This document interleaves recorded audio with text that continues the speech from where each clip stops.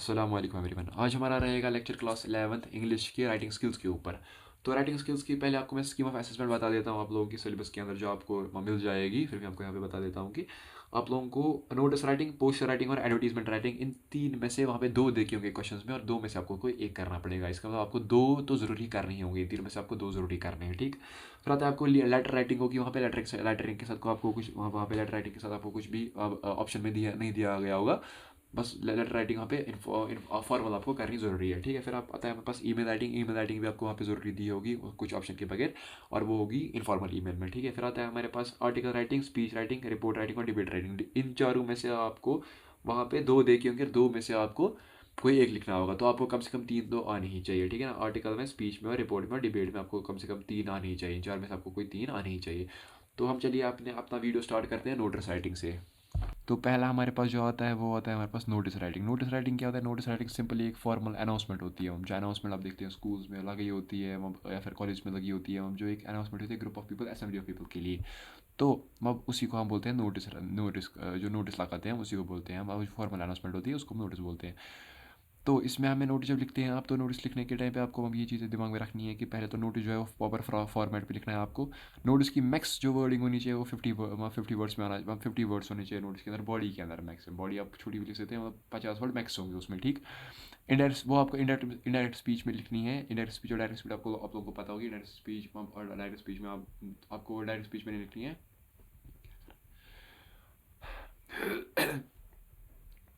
अस्सलाम वालेकुम एवरीवन। आज अस्सलाम वालेकुम एवरीवन। आज हमारा रहेगा क्लास 11th इंग्लिश के ऊपर, राइटिंग स्किल्स के ऊपर का लेक्चर। अस्सलाम वालेकुम एवरीवन। आज हमारा रहेगा इंग्लिश का क्लास 11। अस्सलाम वालेकुम एवरीवन। आज हमारा रहेगा class 11th English writing skills के ऊपर का लेक्चर।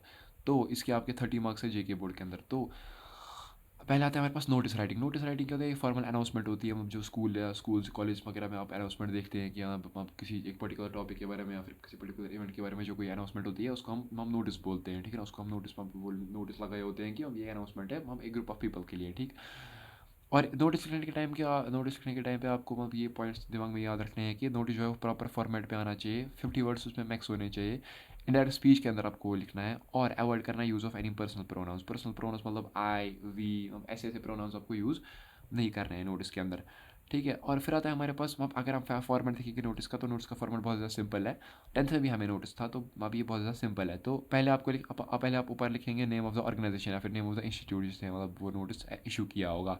तो वो आप लिखेंगे बोल्ड लेटर्स में। फिर एक लाइन छोड़ने के बाद आप लिखेंगे नोटिस, अब ये भी नोटिस ऐसे कैपिटल लेटर्स के अंदर। फिर आप एक लाइन और छोड़ेंगे, फिर डेट लिखेंगे। डेट के साथ आप लिखेंगे उसके बाद नीचे वाली लाइन में हेडिंग ऑफ द नोटिस, मतलब नोटिस की क्या हेडिंग होगी या फिर सब्जेक्ट क्या हुआ, किस बारे में वो नोटिस होगा। ठीक, फिर एक लाइन छोड़ेंगे, उसके बाद अपनी बॉडी आप स्टार्ट कर देंगे।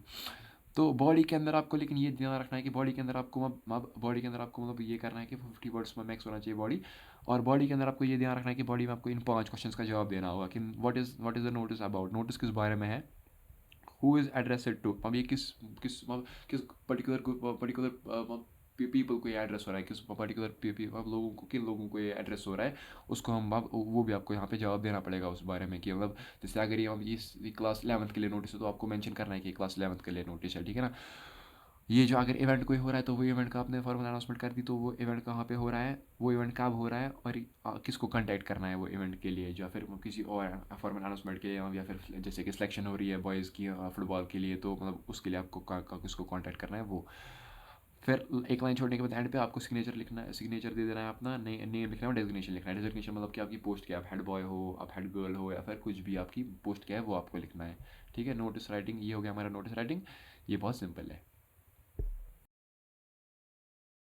फिर आता है हमारे पास अगला, वो है पोस्टर राइटिंग। पोस्टर राइटिंग मतलब कि ये सोशल मैसेज होती है या फिर एडवर्टाइजमेंट होता है। ठीक है ना, सोशल मैसेज मतलब ये किसी ग्रुप ऑफ पीपल के लिए आप ये मैसेज लगा रहे हो, लोगों के लिए आप ये मैसेज कोई अगर दे रहे होगे उसको पोस्टर में आप लिखते हैं। ठीक है, या जैसे आपने देखे होंगे कभी बाहर होर्डिंग से बाहर या फिर बाहर बोर्ड वगैरह होते हैं, इस पे मतलब पोल्स वगैरह पे पोस्टर चिपके होते हैं, तो उन पे लिखा होता है जैसे सेव वाटर, फिर उसके साथ कुछ टैगलाइन दे के होगी, मतलब वो सारा का सारा पोस्टर्स के अंदर ही आता है। ठीक है, या फिर कोई एडवर्टाइजमेंट आप देखते हैं, किसी कोचिंग सेंटर की एडवर्टाइजमेंट होती है, किसी प्रोडक्ट की एडवर्टाइजमेंट होती है, अब उनको भी वो भी पोस्टर्स ही होते हैं। ठीक है, अब पोस्टर जब आपको ड्राफ्ट करना है, जब पोस्टर आपको बनाना है, पोस्टर बनाने के लिए आपको ये चीज़ें दिमाग में रखनी है कि पोस्टर कलरफुल होना चाहिए, उसको आप कलर भी कर सकते हैं।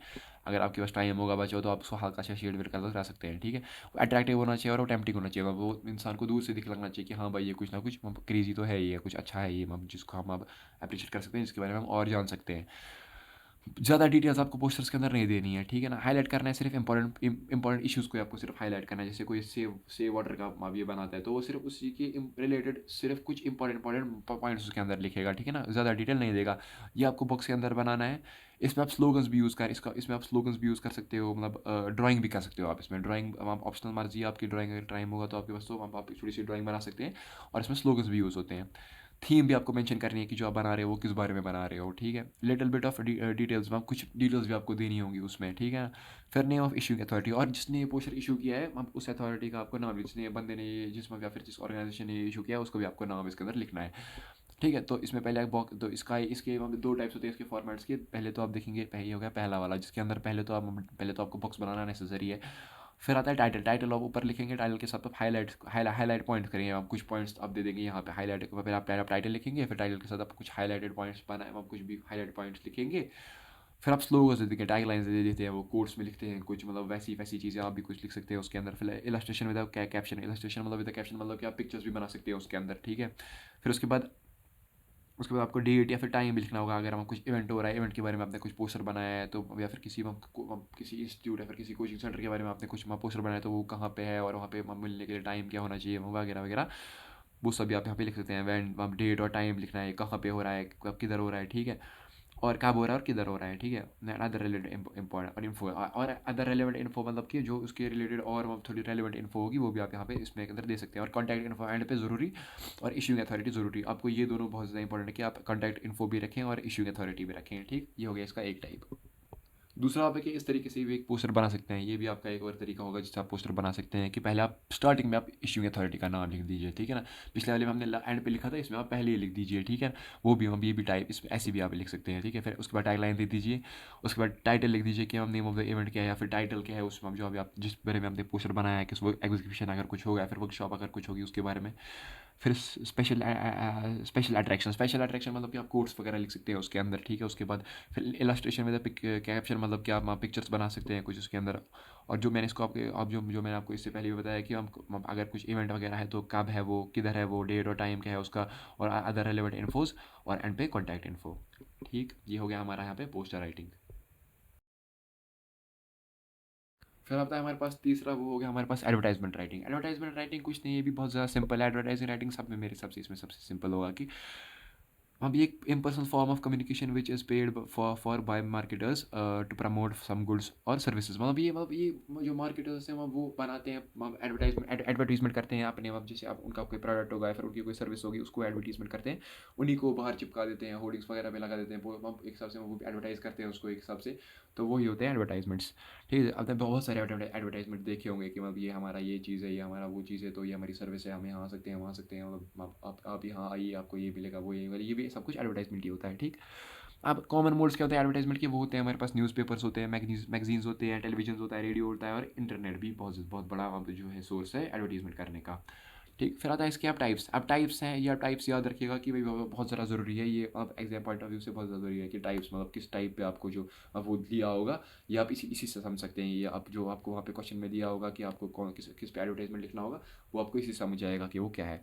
पहला टाइप हमारे पास, तो अब हमारे पास इसका पहला टाइप आता है, मतलब एडवर्टीजमेंट का पहला टाइप हो गया सिचुएशन वैकेंट। सिचुएशन वैकेंट क्या है, वो written by employer seeking to hire someone, वो भी एम्प्लॉयर लिखता है जो कि आप किसी बंदे को अपनी जॉब किसी जॉब के लिए ढूंढ रहा होता है, वो एम्प्लॉयर वो पब्लिश करता है वो सिचुएशन वैकेंट का। फिर आता है सिचुएशन वांटेड। सिचुएशन वांटेड समझ आता है कि हम जो कोई मतलब बंदा जो जॉब खुद को ढूंढ रहा, जो खुद के लिए कोई जॉब ढूंढ रहा होगा, वो चढ़ा देता है कोई एडवर्टीजमेंट कि हम देखो मेरी ऐसी क्वालिफिकेशन वगैरह है, तो मैं कोई इस टाइप की कोई जॉब ढूंढ रहा हूँ, तो अखबार वगैरह में किसी में चढ़ा देता है, तो वो हो गया सिचुएशन वांटेड वाला। अगर कोई चाहता है कि कोई उसकी कोई बंदे के पास कुछ जॉब है, वो किसी को देना चाहता है वो जॉब, तो वो चढ़ाता है सिचुएशन वैकेंट। अगर कोई बंदा जॉब ढूंढना चाहता है, जो ढूंढना चाहता है बंदा, वो करता है सिचुएशन वांटेड, ठीक है, वो सिचुएशन वांटेड का पब्लिश करता है एडवर्टीजमेंट। फिर आता है फॉर सेल। फॉर सेल आपने बहुत ज़्यादा देखे होंगे कि मतलब ये प्रॉपर्टी फॉर सेल पे है, मतलब ये मकान फॉर सेल पे है, ये मेरा मतलब ये मेरी गाड़ी फॉर सेल पे है। फॉर सेल मतलब to sell property, property sell करने के लिए। टू लेट मतलब to let written by property owner looking for tenants, मतलब ये प्रॉपर्टी ओनर्स पब्लिश करते हैं ऐसा टू लेट वाला एडवर्टीजमेंट। अब जो कि अपने मकान या फिर अपने कुछ उनकी बस बिल्डिंग होती है जिसके अंदर वो किराएदार ढूंढ रहे होते हैं। ठीक। फिर आता है हमारे पास accommodation wanted. Accommodation wanted written by individual seeking a place to live. ये एक ऐसा इंडिविजुअल लिखता है जिसको हम कोई मकान, कोई अगर फॉर एग्जांपल कोई सिटी में नया आया हुआ किसी सिटी में, तो वो एडवर्टीजमेंट पब्लिश कर देता है कि अब मुझे वहाँ ऐसा कोई मकान मकान वगैरह चाहिए, मुझे कोई घर चाहिए कि जिसमें मैं रह सकूँ। ठीक। फिर आता है मैट्रिमोनियल्स। मैट्रिमोनियल्स आपको एग्जाम में आने के ना के बिल्कुल चांसेस की मैंने यहाँ पे डेफिनेशन नहीं लिखी है, फिर मैं मैट्रिमोनियल आपको मैं समझाता हूँ जो मतलब मैरिज के लिए, मतलब मैं ऐसा अब ये मेरी हाइट है, ये मेरा स्किन टोन है वगैरह वगैरह, आपने बहुत सारे देखे होंगे वो नेट पे भी होते हैं। तो जो कि हम शादी करने के लिए ढूंढ रहे होते हैं पार्टनर अपना। ठीक। वो फिर आता है मिसिंग। मिसिंग तो पता ही है आप लोगों को, मिसिंग होता है मतलब कि मतलब कोई चीज़ गुम गई होती है या फिर किसी का बच्चा गुम गया होता है वगैरह वगैरह, तो उसके लिए वो चढ़ा देता है कि मतलब माई सन 3 years old, मतलब ऐसे ऐसे कि अब उसको हमने यहाँ पे देखा था लास्ट, तो उसका अगर मिलता है आपको तो कॉन्टैक्ट इस नंबर पे कीजिएगा। तो ये होता है इसका एडवर्टीजमेंट का। एडवर्टीजमेंट के लिए सारे आपको मैंने टाइप समझा दिए। तो हम देखते हैं इसका जो होता है, इसका जो अब हम देखते हैं इसका। तो एडवर्टीजमेंट को मैंने आपको सारे टाइप समझा दिए हैं। तो अब हम एडवर्टीजमेंट के इस पे चलते हैं फॉर्मेट पे। तो एडवर्टीजमेंट बनाने से पहले आपको ये पॉइंट्स याद रखना है कि मेक अ बॉक्स, आपको बॉक्स बनाना ज़रूरी है। वर्ड लिमिट आपको रखनी है, आप ज़्यादा लंबा नहीं खींचना है।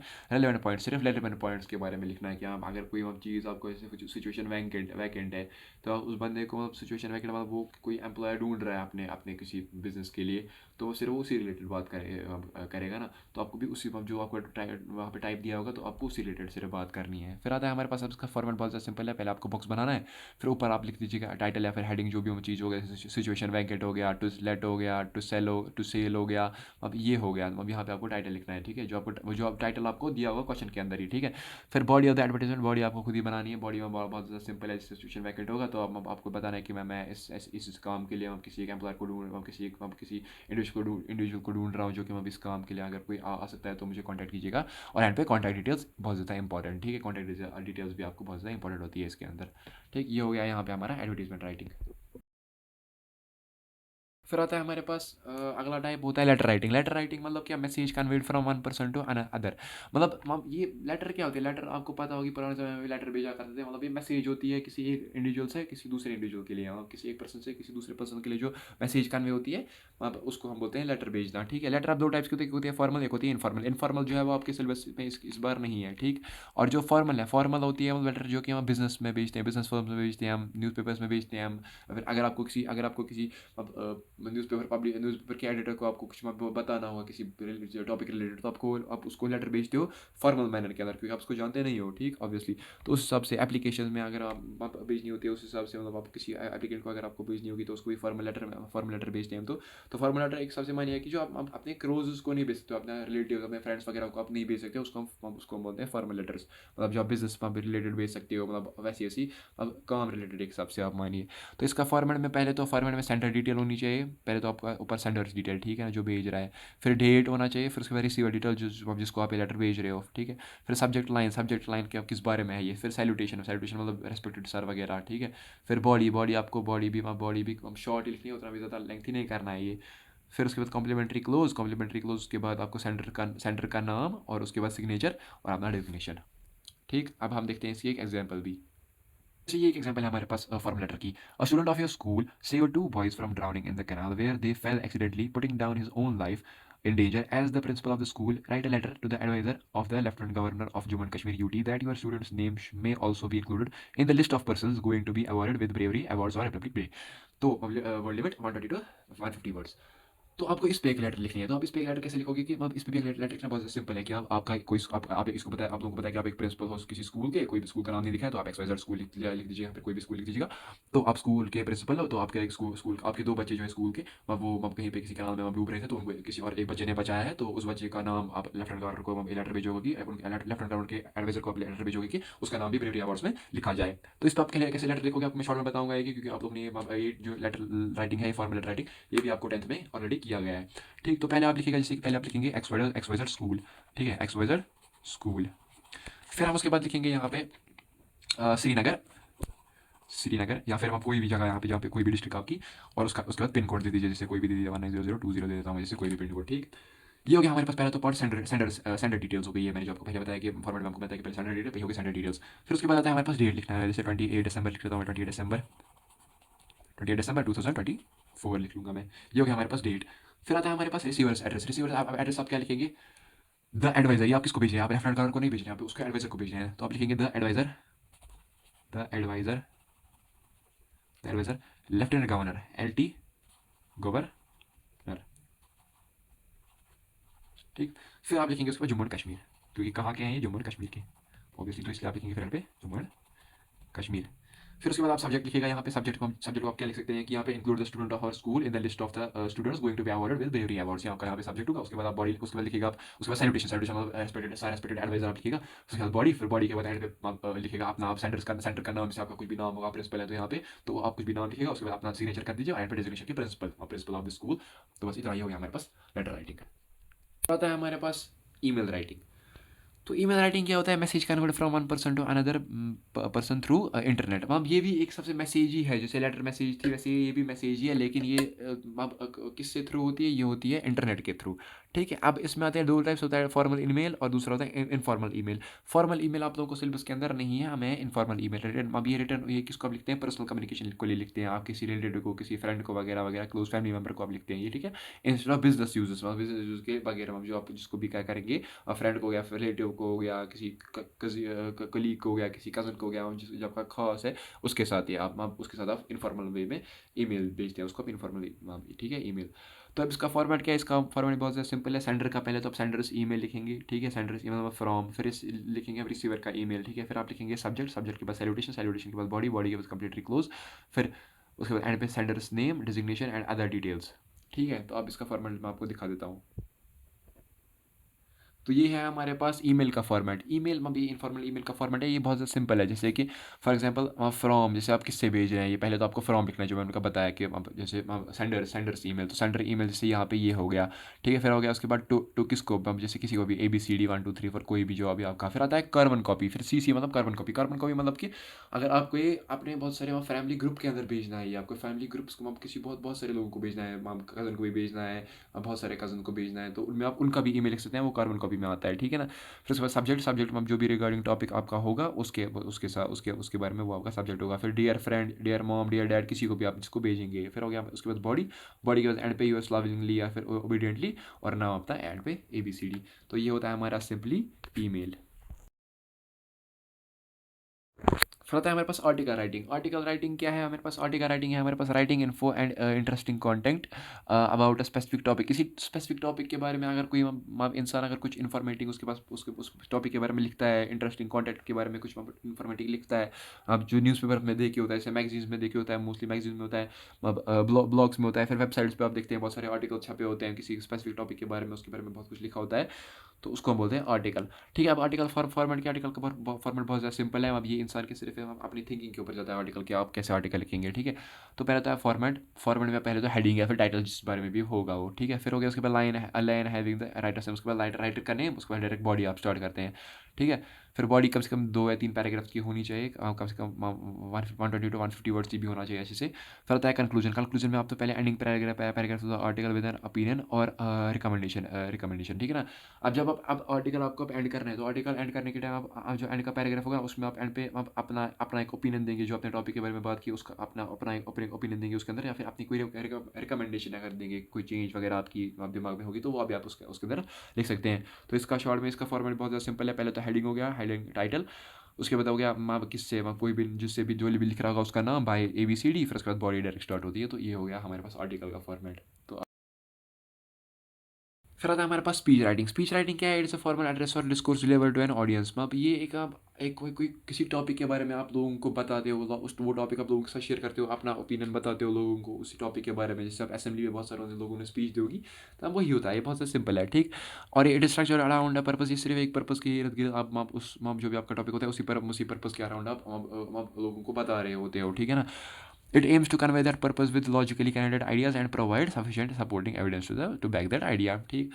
और आता है स्पीच। स्पीच शुड भी, जो स्पीच होनी चाहिए ना आपकी, वो होनी चाहिए क्लियर होनी चाहिए, वो ठीक है, कंसाइज होनी चाहिए। कंसाइज मतलब कि बहुत ज़्यादा लंबी नहीं होनी चाहिए, लोग बोर भी नहीं हो जाने चाहिए आप इतना सुना रहे हो उनको। 150 टू 200 वर्ड्स तक होनी चाहिए वो, ठीक है ना, लिखनी आपको 150 टू 200 वर्ड्स तक ही होनी चाहिए। फिर कोहेरेंट होता है, कोहेरेंट मतलब कि लॉजिकली ऑर्डर होनी चाहिए। मतलब आप किसी टॉपिक पे हो, फिर आप टॉपिक से भटक गए, फिर आप पता नहीं किस और टॉपिक के बारे में बता रहे हो, तो वैसा नहीं होना चाहिए, ठीक है।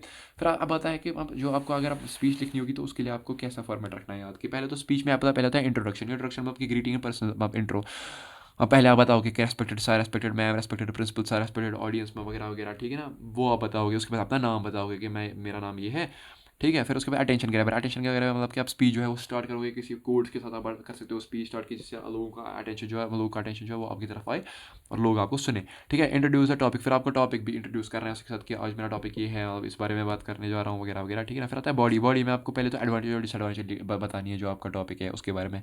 फिर कॉज और उसके इफेक्ट्स भी बताने हैं, ठीक है ना। फिर प्रॉब्लम्स और सॉल्यूशंस भी बतानी है उसके। फिर कंक्लूजन में आपको speech bye overall giving view, और फिर एंड पे आपको समरी देनी है कि आपने किस बारे में बताया कि हम एंड पे मैं I conclude with this and आपकी ये आप शॉर्ट में आपको ऐसा करना चाहिए वैसा करना चाहिए, वो भी आप बता सकते हो एंड पे, ठीक है ना। फिर इसके एग्जांपल में आपको ये दिखाता हूँ। फिर आता है रिपोर्ट हमारे पास। रिपोर्ट क्या होता है? Writing a document which is written for a particular purpose. मतलब ये कोई डॉक्यूमेंट लिखते हो आप किसी पर्टिकुलर पर्पस के बारे में कि मतलब यहाँ पे कुछ ऐसा इवेंट हो गया तो इवेंट के बारे में आप ये डॉक्यूमेंट बनाओगे कि आप लोगों के साथ शेयर करोगे, ठीक है ना। Report uses facts and evidences. ये रिपोर्ट जो होती है वो यूज़ करती है अपने वो फैक्ट्स यूज़ करती है और एविडेंसेस यूज़ करती है और लुक एट द इशूज़, मतलब वो इशूज़ को भी देखते हैं कि अब क्या हो रहा है, कैसे हो रहा है, ठीक है ना। और सिचुएशन में ये लोग भाई ढूंढते हैं हिसाब से रिपोर्ट बनाना, ठीक है ना। जो रिपोर्ट्स होते हैं वो रिपोर्ट ढूंढते हैं कि यहाँ पे किसी इवेंट पे ये चल रहा है तो वो हो रहा है, तो आप उस सिचुएशन के हिसाब से रिपोर्ट बनाओगे कि यहाँ पे ऐसा हो गया, किसी फॉर एग्जाम्पल कहीं पे खांसता कहीं पे खुदा खांसता कहीं पे, अब एक हिसाब से अब कहीं पे आग लग जाती है तो आग पहुँचते हैं, रिपोर्ट्स पहुँचते हैं कि यहाँ पे आग लग गई है, वैसे ही वो सिचुएशन के हिसाब से आप लोगों को रिपोर्ट देते हैं कि अब फायर ब्रिगेड आ गई है, ठीक है, आप सिचुएशन कंट्रोल में, तो वो हो गया रिपोर्ट राइटिंग, ठीक है ना। फिर आता है पॉइंट्स रिमेंबर। पॉइंट्स रिमेंबर में आता है पहले तो बस mention the place date time and other relevant facts about कि पहले तो आपको मेंशन करना है प्लेस डेट और टाइम, कहाँ पे कोई इवेंट अगर ऑकर कर रहा होगा तो वहाँ उसका ये सब आपको वहाँ पे मेंशन करना है। फिर include info collected from the people around और अफेक्टेड बाय द इवेंट से अगर कुछ लोगों को इफेक्ट हो गया तो आप उनके पास भी उनसे भी इन्फॉर्मेशन गैदर कर सकते हो, ठीक है ना। फिर right the name of the reporter. फिर रिपोर्टर का नेम भी लिखना है आपको, ठीक है। Provide a suitable title. Heading भी आपको देनी है अच्छी खासी, ठीक है ना। उसके अंदर फिर राइट इन पास्ट टेंस में लिखना है कि अभी ऐसा हो गया था फिर वैसा हो गया था, ठीक है ना। फिर आता है राइटिंग इंडायरेक्ट स्पीच में आपको लिखना है डेवलप आइडियाज। डेवलप आइडियाज मतलब कि कॉजेस आपको बताने, रीजंस आपको बताने, कॉन्सिक्वेंसेस आपको बताने, ओपिनियंस आपको बताने और लॉजिकली हम सारा कुछ आपको स्टेट करना है, ठीक है ना। फिर right in less and more descriptive manner, ठीक है ना। फिर आता है हमारे पास मतलब आपको काम लिखना है लेकिन वैसा लिखना है कि आप लोगों को वो सब कुछ अच्छे से समझ में आए, ठीक है ना। Present your ideas and impressions to make the report interesting. और फिर आपको अपने भी आइडियाज़ देने हैं उस बारे में कि अब जो आपने बताया है उसमें कैसा होता है और कैसा नहीं होता है, ठीक है ना। और ये हो गया हमारा। उसके बाद आता है हमारे पास उसका फॉर्मेट। तो फॉर्मेट आप देख लीजिए। फॉर्मेट में पहले तो है टाइटल और हेडिंग देते हैं, फिर आप नाम लिखते हैं, फिर डेट लिखते हैं, फिर उसके बाद बॉडी करते हैं डायरेक्ट स्टार्ट, ठीक है ना। अब जो आर्टिकल था आर्टिकल में आप टाइटल लिखते थे, फिर नाम लिखते थे, फिर डायरेक्ट करते थे स्टार्ट। इसमें आपको डेट भी देना होता है, ठीक। फिर आता है हमारे पास डिबेट राइटिंग। डिबेट राइटिंग क्या है? डिबेट राइटिंग है होता है हमारे पास शॉर्ट में अ फॉर्मल डिस्कशन और argument on a particular matter delivered in favour और ऑफ और अगेंस्ट, ठीक है ना। अब ये कोई डिस्कशन होता है किसी दो या दो लोगों के से ज़्यादा लोगों में या फिर टीम्स में होता है ये डिस्कशन की किसी एक पर्टिकुलर टॉपिक के बारे में। कोई एक टीम उसको डिफेंड कर रही होती है, कोई एक टीम उसको अपोज कर रही होती है उस टॉपिक के बारे में, ठीक है ना। तो ये भी बहुत ज़्यादा सिंपल है। फिर डिबेट की भी आप ये देख लीजिए डिबेट के अंदर कैसा होता है। डिबेट के अंदर डिबेट का फॉर्मेट पहले तो आपका हेडिंग लिखना है बोल्ड लेटर्स के अंदर, फिर सैल्यूटेशन देना है रेस्पेक्टेड पीपल, रेस्पेक्टेड मेंबर्स, ठीक है ना। फिर आता है उसके बाद बॉडी होती है, ठीक है ना। जैसे आपने पार्लियामेंट में सुना होगा कि respected members of the parliament, ठीक है ना। फिर उसके बाद बॉडी स्टार्ट कर लेते हैं, ठीक। वो हो गया हमारे पास डिबेट।